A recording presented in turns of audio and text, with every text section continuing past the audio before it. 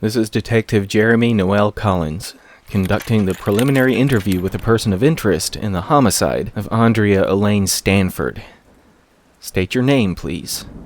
No, you got the wrong guy, man. I'm telling you, you got nothing on me. Your name, sir. Hell no! I know you're trying to set me up, to pin this on me, to pin this shit on me, and I ain't... This is just a preliminary interview, sir.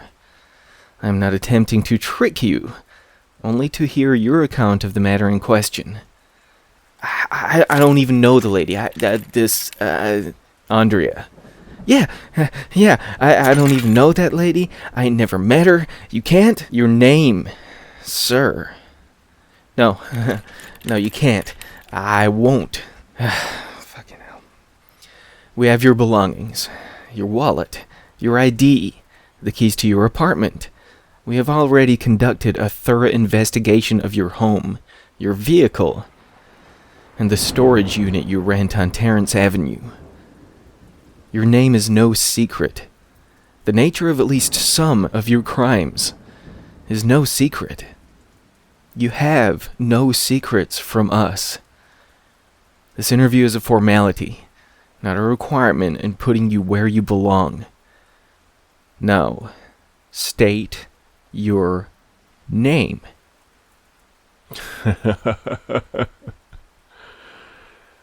You may call me Ouroboros. Ouroboros? Not Nicholas Arthur Leone? Nicholas is not here right now. Right. Gotcha. Alright, Ouroboros. I'll play along. But don't think I'm about to entertain some insanity plea, or what? Split personality, huh? I believe what you must, detective. I have no intention of attempting to convince you of anything. Ask your questions. I will answer honestly. Honestly, huh? Only moments ago you were sobbing, claiming you have no knowledge of Mrs. Stanford. This is honesty? Yeah. Well, you understand. I had to try. Only a fool would walk willingly into a confession of his sins. I am no fool. But if you have indeed visited my storage unit, well, there is no reason for silly games. So, are you saying that you are now prepared to walk willingly into a confession of your sins? I murdered the girl. And? And so many more. So, just to be clear, you are confessing to the murder of Andrea Elaine Stanford. I pulled her from the path across which she was jogging alone, around 2 a.m., June 17th, 2025.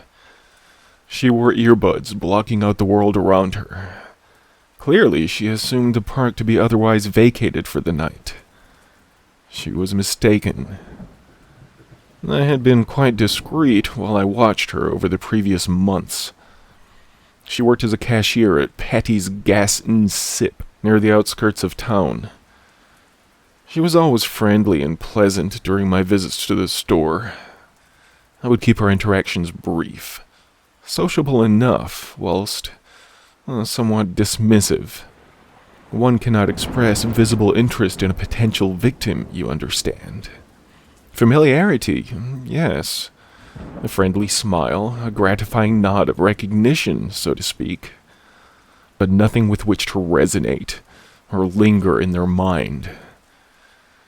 I kept my distance as I studied her routines. She would only visit the park 3 to 4 times a week, depending on the weather, of course. Sometimes she would return to her home after work, changing her clothes there, freshening up a little before building up a sweat. Often she would simply prepare for a jog before leaving the job, heading directly to her favored spot. She was somewhat introverted, you see, kept to herself, avoiding crowds or social gatherings. It was for this very reason she preferred the later hours for such activities. Though she appeared briefly shaken by my appearance that night, as I played the part of one seeking nothing more than some cardiovascular activity myself, the semblance of recognition inspired a smile and a subtle wave, to which I returned such a gesture. While she ran clockwise, I chose a counter to approach, rather than pursue. She always performed 3 laps, no more, no less. When I passed by the first time, yes, she was unsettled, her smile reluctant and her wave hesitant.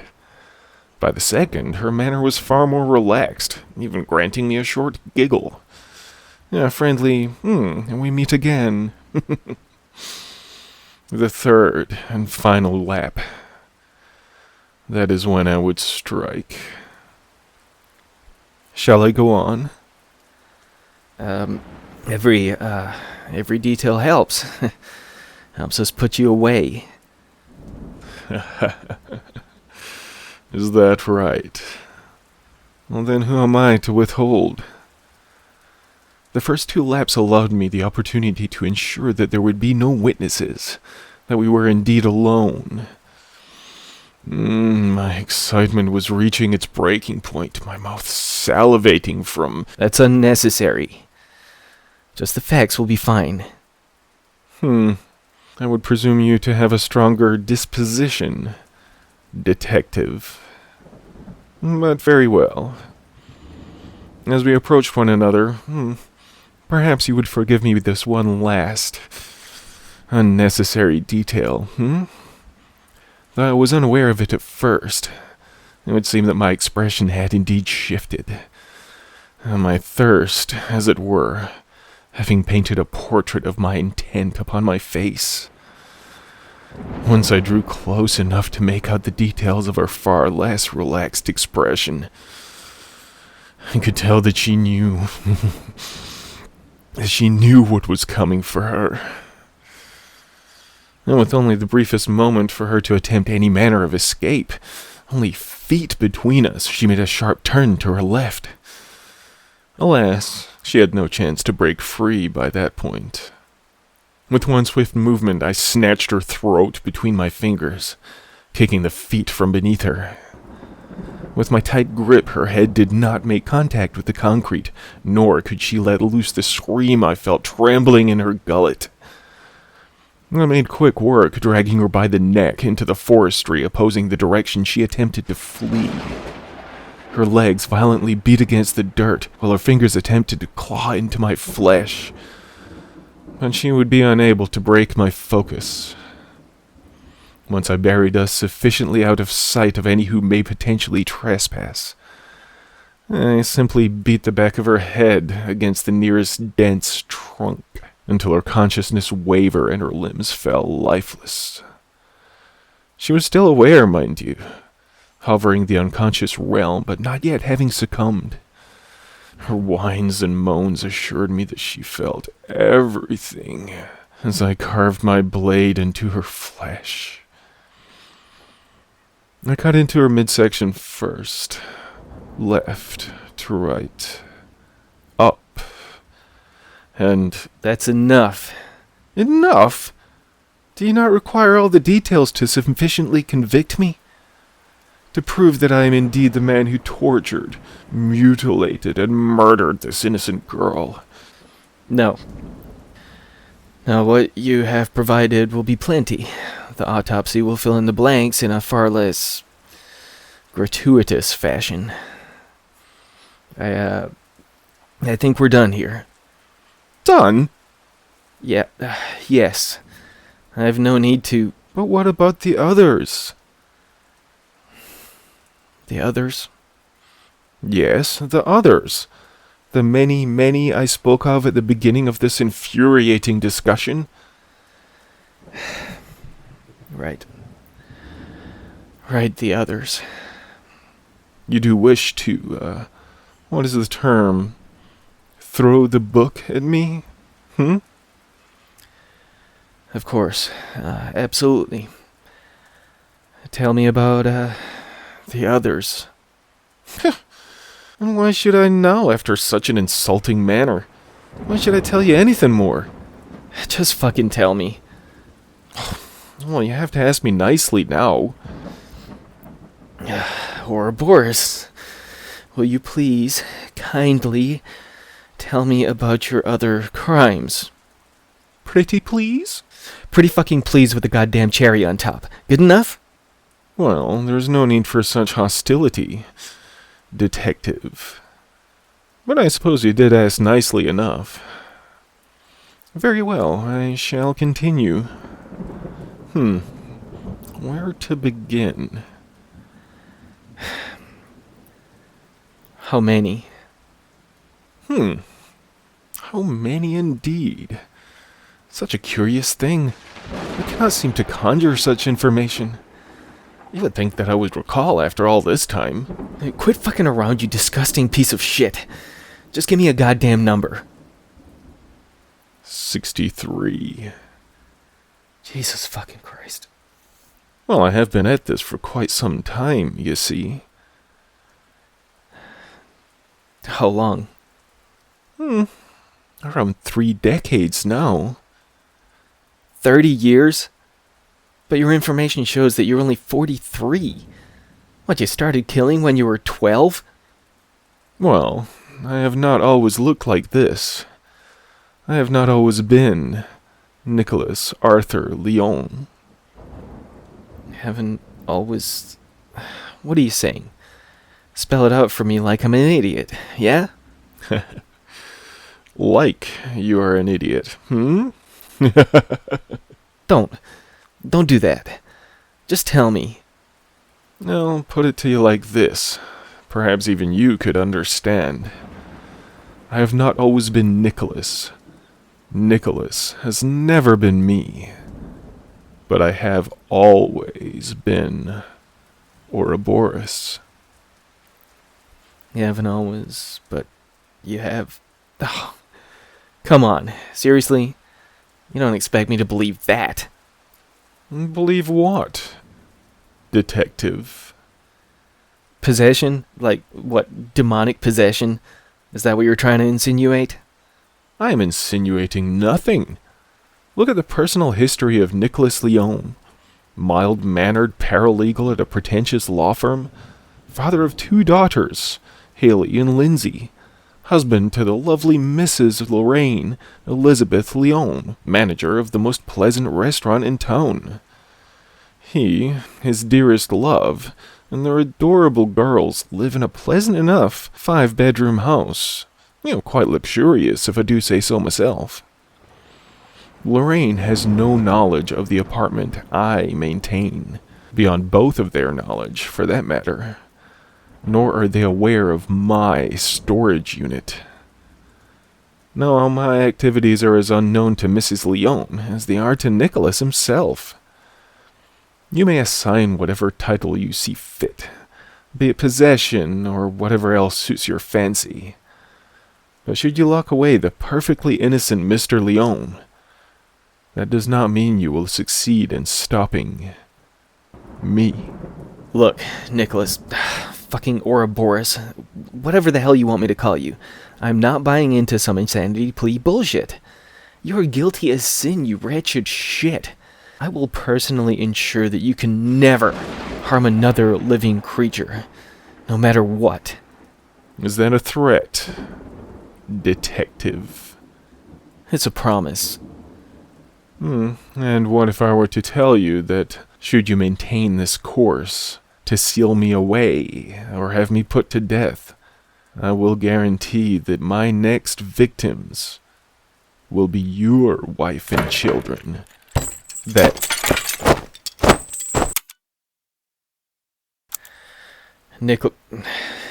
Ouroboros, I apologize for my manner before. My actions were unprofessional and completely unacceptable. I will support and testify to my actions should you wish to press any charges. No, I don't think that will be necessary. Admittedly, I pressed your buttons intentionally to warrant such a reaction. The guilt is mine. I just wanted to see how far you may be willing to go. Very well. Under the circumstances, I would both understand if you wish to resume your confessions with another officer, and encourage you to do so. That will also be unnecessary, detective. After all, we have already built a rapport together. Plus, I would hate to have to backtrack. Okay. In that case, where were we? My prior victims. Right. Right. So where would you like to begin? Well, you did suggest the beginning. As it stands, I do believe this will be all you need to hear. Yeah, that's all I need to hear. Decades of murder, and all I need to hear is the beginning of your descent, huh? Well, that is, after all, when we first met. A nice try. I never met you, Nick, or Boris. Not before this investigation. Are you sure about that, detective? I know what you're trying to do, okay? It won't work. You're trying to get under my skin, yeah? Trying to make me lose my shit. Again? Okay, yeah, I lost my cool before. I let you get to me then, but I know your game now. My game? Oh, detective. You have barely scraped the surface of my game. Just get to the fucking point. Very well. Back to the beginning, then. It was a small suburban town, not far from here. You remember it too, do you not? There are many small suburban towns close by. Clarksville? Does that name ring any bells for you? Clarksville? You claim to have looked into the information on Mr. Leone, yes? We looked into his current information. His residence, work, the apartment, the storage unit. Ah, but you have yet to delve into his history. But what are you saying? What, that he was born in Clarksville? The puzzle pieces fall into place, yes? No, I'm calling bullshit. You're just trying to get in my head. What, you couldn't push me far enough, huh? Threatening my family did not fuck with my head enough? Is it truly that difficult to accept, detective, that we two share a common history? Sit back down, detective. You don't call the shots, you murdering piece of shit. Are you certain that you do not wish to learn the truth? Fuck off. Fuck you. You're not about to get in my head, you son of a bitch. I'm not just gonna sit here and... You're not sitting, but standing.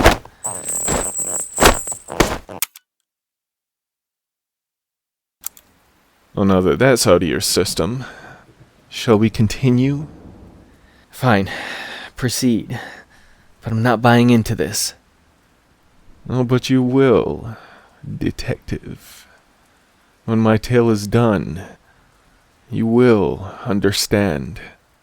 Then, should you wish to continue our discussion, I would be happy to discuss each and every drop of blood these hands have spilled to the earth. Should you require further convincing. Just get on with it. The year was 1992, in the small town of Clarksville. Quite the socially removed little place. I don't believe that even the grunge scene made its way there until long after its originator was shot down by his own shotgun. You remember how things were, yes? Okay, he didn't even die till 94. Get to the point. I am simply setting the scene, detective. Illustrating the nature of the place, long before that particular event. Quite the repressed little burg, was it not?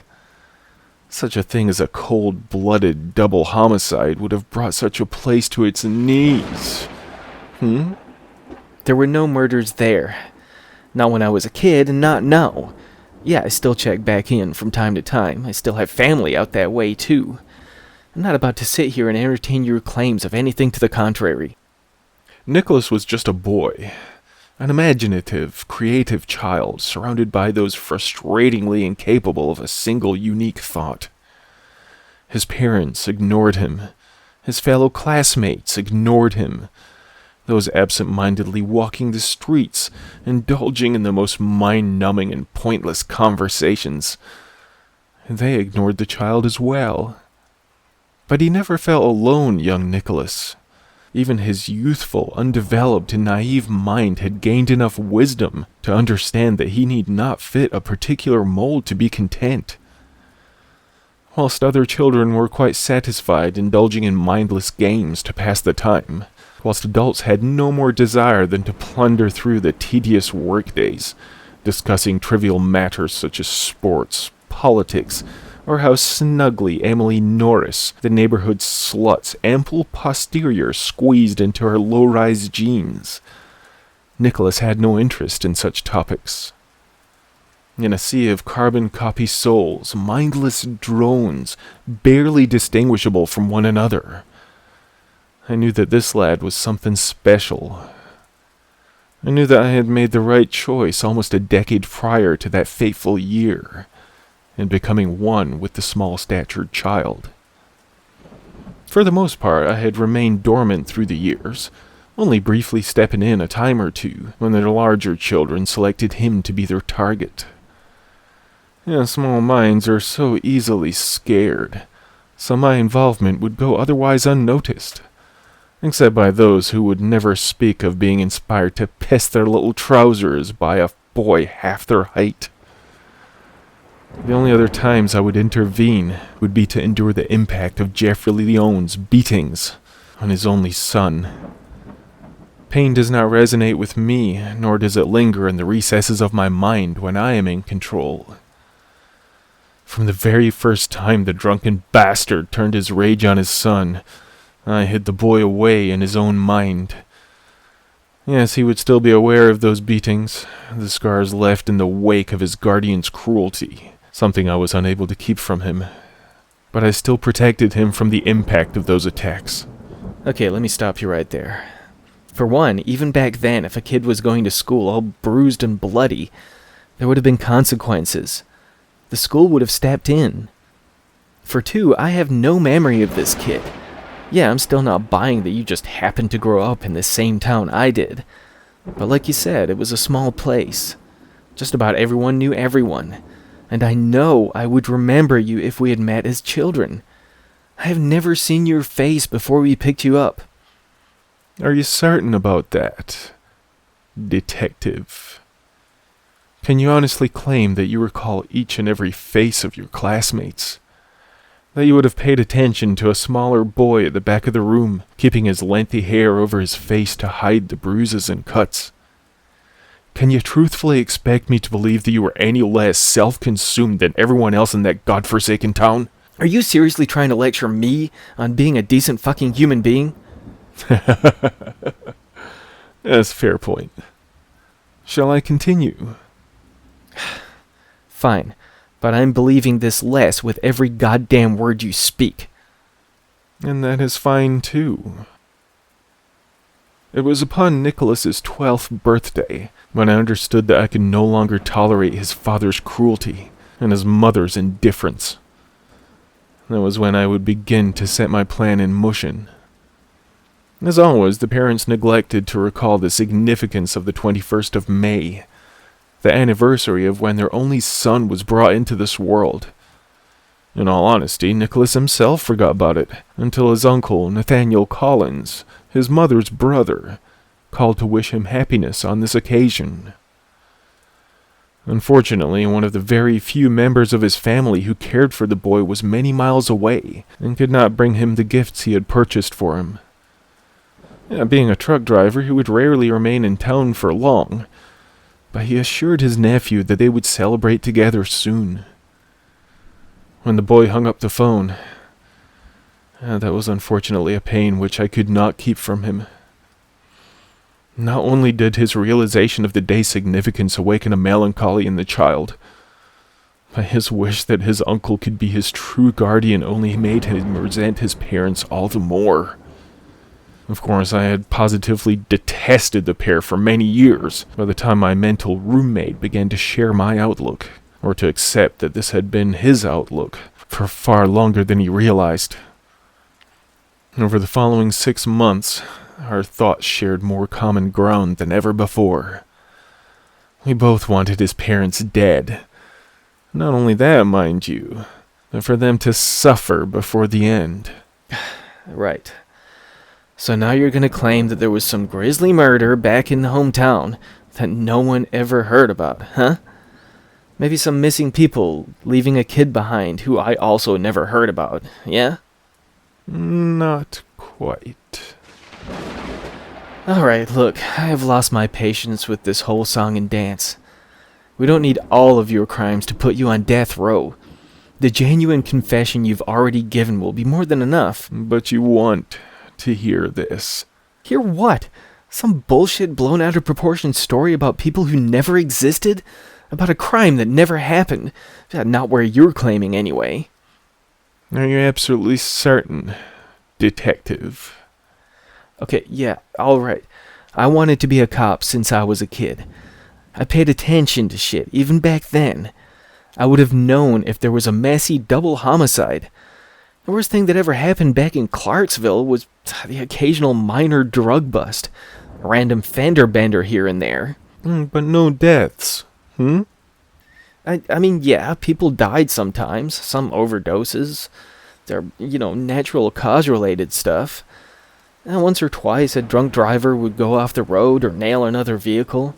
Yeah, naturally, the innocents were the ones that got the worst of it. The drunks walking away with barely a scratch. The drunks would always walk away, I don't know, there was this... Yeah, there was this one time back when I was a kid. I don't know all the details, but... Yeah, some plastered couple went off Lakeview Bridge, like late one night. I heard about it at school the next day. From what they said, there wasn't much left. Because the vehicle burned upon impact, A 30-foot drop. The remains of aluminum cans and melted glass bottles amongst the wreckage. It's easy to assume that alcohol was the primary factor. No need for an autopsy or much of an investigation when the evidence paints such a clear and vivid picture. Especially when the two were identified, one of which being a well-renowned town drunk. No. Come on. There's no way. It is what came before the accident that matters to this story. To the confession of my first victims. Many weekends the two would leave the boy alone, most especially on Saturday night. Yes, there would be threats of repercussions, should anything be so much as out of place before they left, to keep their son in line to the best of their ability. But Nicholas could not realize at the moment that I had already determined the fate of his guardians. Jeffrey always left his car keys in the same location, the hook he had drilled into the wall only feet from the door. Initially, he lashed out at the boy when he was unable to locate them, as I had moved them an hour before they planned to depart for the evening. Naturally, Nicholas truly had no idea where the keys were, something that even the blindness of his father's rage could see. Once he stormed off to track down his quarry, that is when I allowed the young boy to rest, while I took the foreground of our shared mind. It did not take the elder Leon long to find out what he sought. I had not exactly hidden them, simply relocated them. I just needed enough time to stow away in Jeffrey's hatchback. I hid beneath a blanket with a box filled with cans and bottles, relocated from the pantry, before he and his wife could leave their son behind. I knew the couple well enough to be certain they had little interest or motivation in cleaning their vehicle, nor would they have the opportunity to notice the missing beverages before they left. They would pay as little attention to the contents of the trunk as they would to the litter scattered across the back seats and floorboards. The box was padded as to not rattle. My host's wavy hair would remain concealed beneath the blanket. I had to await the opportune moment to allow the couple time to tell the story I wished to reveal to those who would discover the wreckage.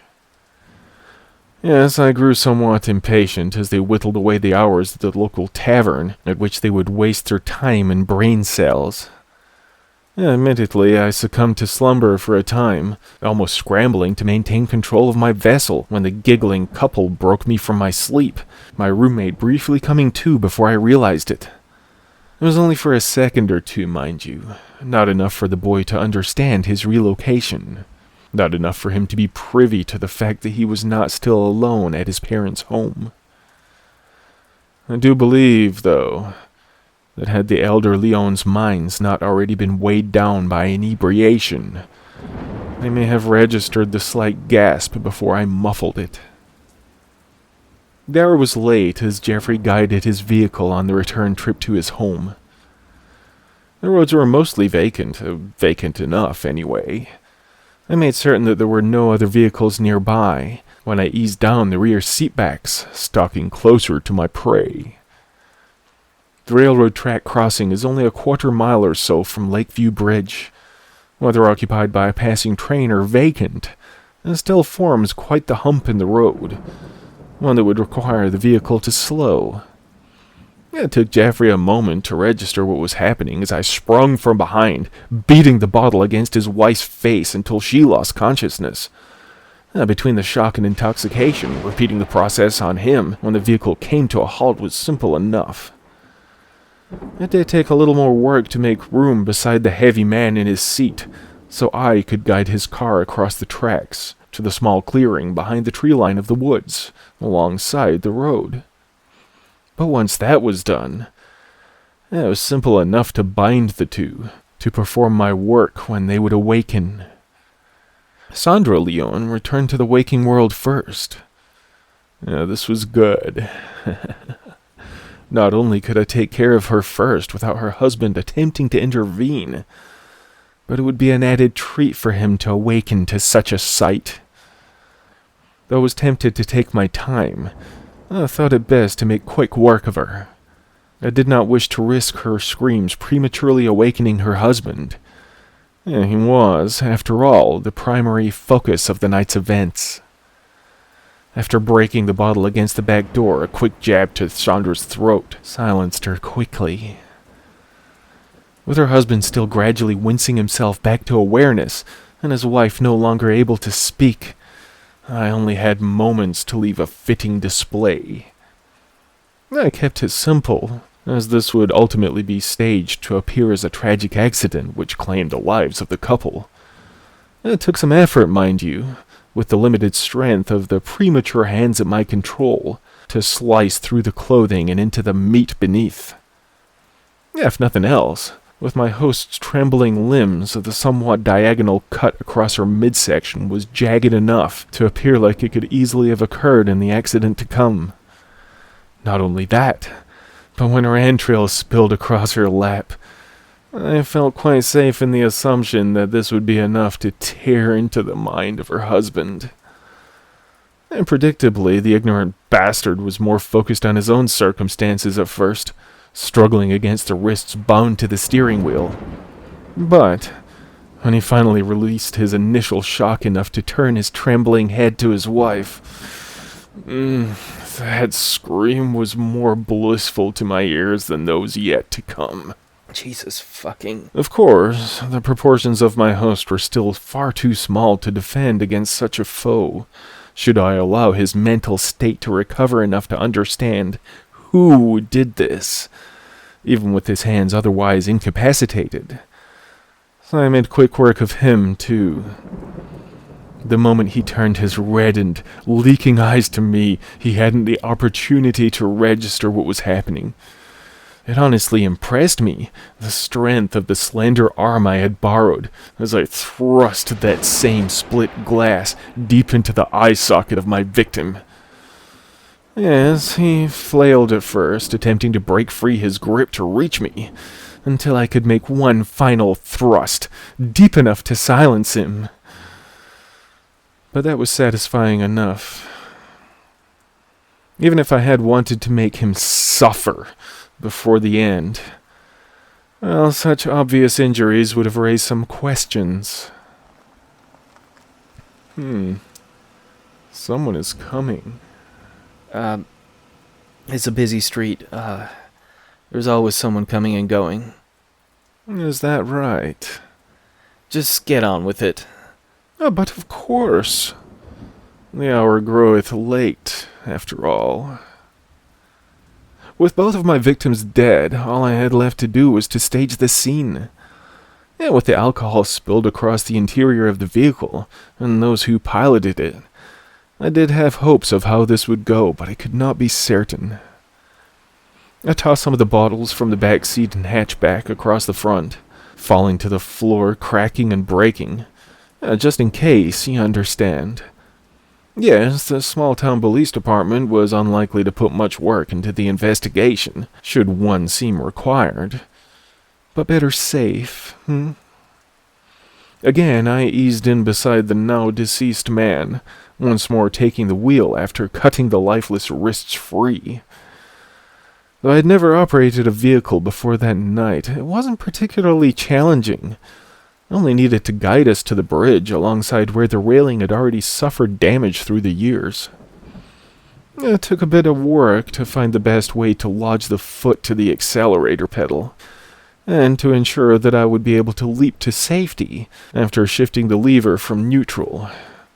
But it honestly surprised me that everything proceeded so smoothly from there. Yes, the old hatchback's transition from stalled to speeding forth was much faster than I anticipated. The body which housed me took some damage as we soared to the pavement, distracting me enough to only be aware of the sounds of metal meeting metal. But as I rolled to face where the taillights vanished over the split and buckled barricade, I only had seconds to prepare for the sheer volume of the impact with the ground below. Oh, it was a glorious sight, the sudden concussive detonation, followed by the flash of vibrant orange. As the dense smoke billowed from below, I could not hope to diffuse the smile I felt from within. Even if my precautions to sell the scene had fallen short, there would be no evidence of foul play with the occupants of that obliterated vehicle charred beyond recognition. You murdered your own parents? Not my parents, detective. Not quite. Bullshit! You're sick, twisted, disgusting! Not at all, dear detective. Not on this one. Surely even you can't defend that. Through the years, yes, I have spilled innocent blood, tortured, tormented, and killed innocent people. I have no illusions to the contrary. I am exactly how you see me to be. But not on this one. Murder is murder. There is no excuse for... They tormented their own child. Their own blood. One who should have never doubt in trusting them. They deserved what I did to them. What?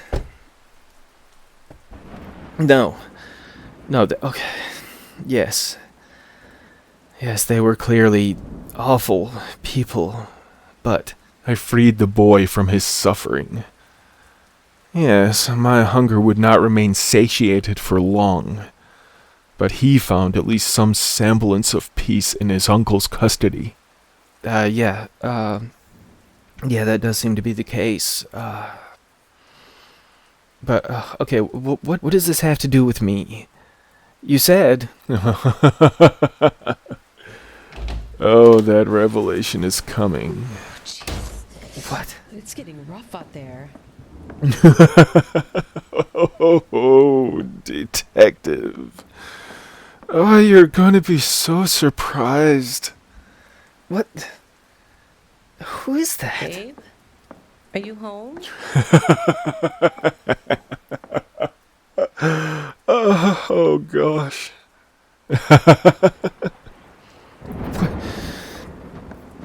What is this, you son of a bitch? Oh, it's just too good. This is just too bloody good. Oh, I cannot wait. Look, you sick. Babe? Oh, it's just too bloody Babe! good. Oh my god. Baby? What? Why? Why is your hand cupped to the chair? What? Nick, baby, you're I- bleeding. No, I'm not. Why are you sitting in front of the mirror? Baby, what is going on? Lorraine? Oh no. Nicholas, sweetheart, when was the last time you took your meds? Meds? I don't. What are you talking about? Just hold on. I'll be right back, okay? It appears as though we must say farewell, Detective. For now, anyway. You. No. No, you can't be. Oh, yes. Oh, yes, I can. God, where are they? I can't be. Yes, Nicholas. Yes, we can be. No. I got him. I'm gonna go grab you a glass of water to wash him down. Just hang in there, baby. I'll be right back. Someday, you will forget to take your medicine again.